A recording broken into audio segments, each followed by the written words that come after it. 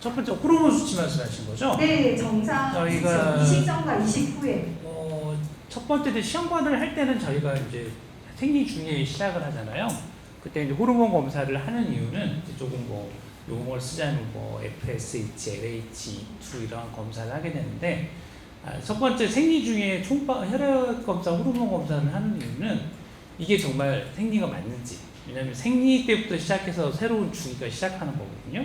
그래서 막 에스트라디올 수치가 여성 호르몬 수치가 100 이상 넘어가는 경우도, 그런 경우는 저희가 이제 그냥 중지를 시키는 경우도 있어요. 왜 그러냐면 그렇게 여성 호르몬 수치가 높아져 있는 경우에는 남포가 좀 잘 안 자라는 경우도 있고, 그리고 나중에 배아 상태도 떨어지는 경우가 있어서 저희가 이제 판단을 해서 정말 여성 호르몬 수치가 너무 높으면 보증기를 중단시키는 경우가 있는데, 요새는 근데 임신 호르몬 수치도 음성으로 나오고 신선 이식을 안 하는 경우가 많고 이제 배아를 모으는 경우가 있어서 여성 호르몬 수치가 저 같은 경우가 150 이상 올라가지 않는 이상은 대부분 초음파 상에서 이상이 없으면 그냥 시작을 합니다. 그리고 이제 채취 날짜를 잡을 때 보통 채취 이틀 전에 혈액 검사를 하시잖아요.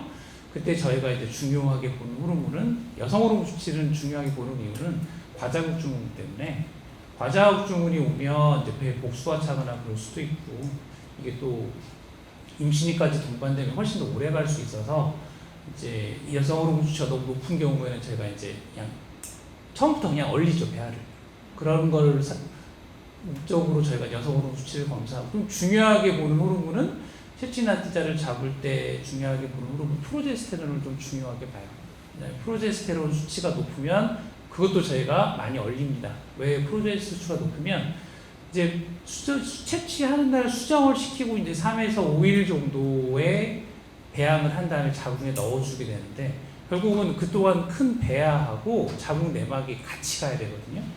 프로제스테론 수치가 한 1.5 이상, 요새는 좀 더 엄격하게 보면 1.4까지도 보는데, 이 프로제스테론 수치가 높으면 내막이 좀 더 빨리 늙어요. 좀 노화가 되기 때문에 배아 발달하고 자궁 내막하고 이게 어려운 용어로는 동시화라고, 싱크로나이제이션이라고 하는데, 그게 안 맞아서 임신율이 확실히 떨어집니다, 저희 자료로도. 그래서 이제 보통 호르몬 검사를 하는 목적을 저희가 보통 이걸 신선 이식을 할 거냐 아니면 냉동을 할 거냐, 그거를 결정을 해야 되기 때문에, 그때 보는 수치가 이제 호르몬 수치가 뭐 아까 말한 여성 호르몬 에스트라디올, 뭐 프로제스테론 수치, 자궁 내막도 중요하죠. 자궁 내막도 만약에 한 7mm 미만 정도가 되면 저희가 그냥 이리적으로 그냥 처음부터 얼리자고 얘기를 합니다. 그런 것 때문에 이제 오는 경우가 많고, 이제 저희도 항상 진료실에서 많이 부딪히는 게, 왜 이것도 해주고 저것도 해주고 다 해주세요, 근데 왜 안 해주세요? 그런 것들을 이제 제일 많이 하는데, 선생님들마다 조금씩 이렇게 틀려요. 어떤 선생님들은 뭐 좀이라도 도움이 된다는 보고가 있으면 다 해주는 게 좋지 않겠느냐.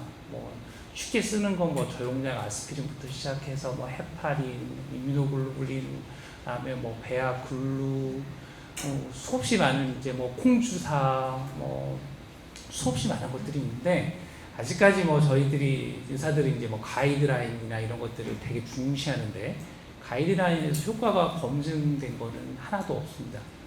그래서 어떤 선생님들은 정말 다 쓰시는 분들이라, 저도 이제 다른 병원에서 차트 카피해서 온 거 보면 온갖 걸 정말 다 써요.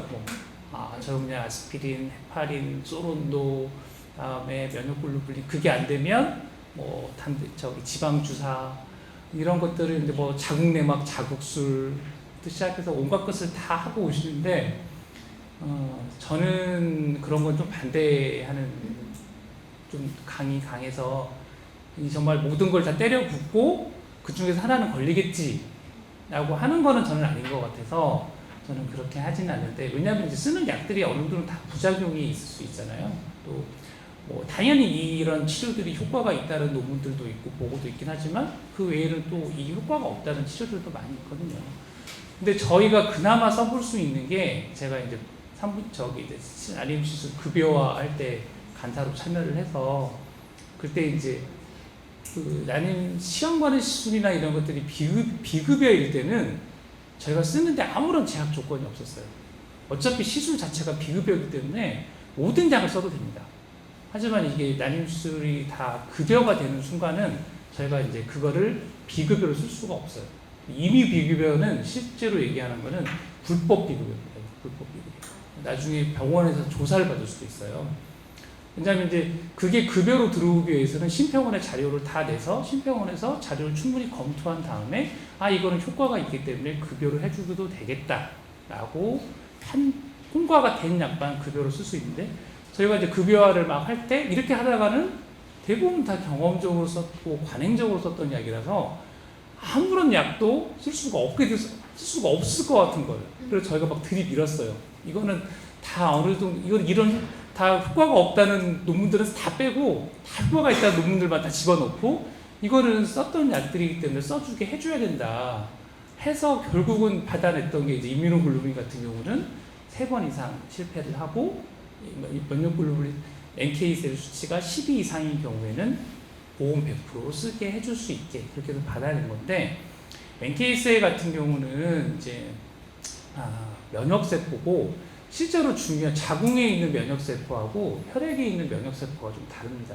실제로 작용을 하는 건 면역세포가 자궁에 있는 면역세포가 착상해서 중요한 역할을 해요. 근데 이제 정말 그러면 근데 두 개가 성상이 달라요 서로가. 근데 저희가 자궁에 있는 면역세포는 측정을 할 수가 없어요. 측정을 하려면 그걸 막 인위적으로 조직을 채취해서 해야 되는데 그것도 생리 주기 때마다 달라지는 거고 그래서 결국은 혈액에 있는 수치로 아마 혈액에 있는 자궁 NK세포가 자궁 쪽으로 들어갈 거기 때문에 혈액에 있는 NK셀이 자궁 내막의 NK셀을 반영을 한다는 가정하에 저희가 검사를 하는데 NK셀은 또 검사할 때마다 틀려요. 이 주사바늘 찌르는 거 스트레스만으로도 올라갈 수 있고요. 하필 그때 감기 걸렸잖아요. 엄청 높게 나와요. 할 때마다 수치가 다르기 때문에 원래는 상당히 신빙성이 떨어지는 수치인데 저희가 어떻게 쓰는지 이거를 조건을 만들어 보려고 하다 보니까 여러 가지 취합해서 이제 12라는 얘기가 나온 거고 그리고 그래서 아까 말씀드린 대로 처음부터 그냥 시험관하기를 할 때 효과가 있는 거를 다 쓰는 게 도움이 됐다고 생각을 해볼 수도 있겠지만 그런 반론도 상당히 많아서 저는 처음부터는 이제 그렇게 쓰지는 않고 그래서 이제 그나마 써볼 수 있는 약이 지금은 난임 쪽에서는 그나마 면역글로불린입니다. 면역글로불이 그나마 아까 그런 조건들을 만족하는 사용할 수가 있어서 저희가 웬만하면 그런 조건에 만족을 시키는 경우에 사용을 하고 있고요. 그리고 이제 일부 병원들은 그냥 쓰는 병원들도 있더라고요. 특히 이제 남용되는 주사가 제가 남용이라는 말을 쓰는 이유는 효과가 검증이 안 되는데도 불구하고 너무 많이 쓰시고 있는 약이 대부분 주사가 이제 인트라리피드 같은 경우는 그냥 많이들 쓰고 계시는데 효과가 확실히 검증이 된 건 아니어서 조금 쓰는데도 좀 어느 정도는 감안을 하고 쓰셔야 되고 조금 제가 말씀드리고 싶은 거는 일단 제가 봤을 때는 제일 중요한 건 배아인 것 같아요. 일단은 배아가 제일 좋아야 돼요.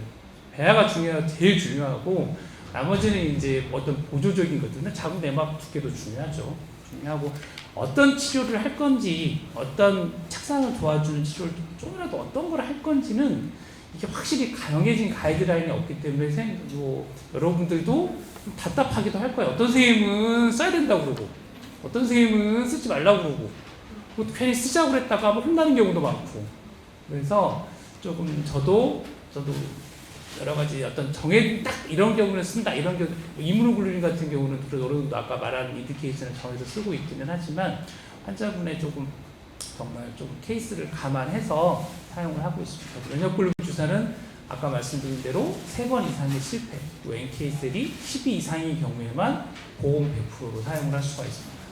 그리고 저용량 아스피린은 그냥 언제든지 사용할 수 있는 거니까 됐고, 그리고 소론도 같은 경우는 아직 쓰지 말라고는 돼 있어요. 가이드라인에 아예 효과가 없다고. 네.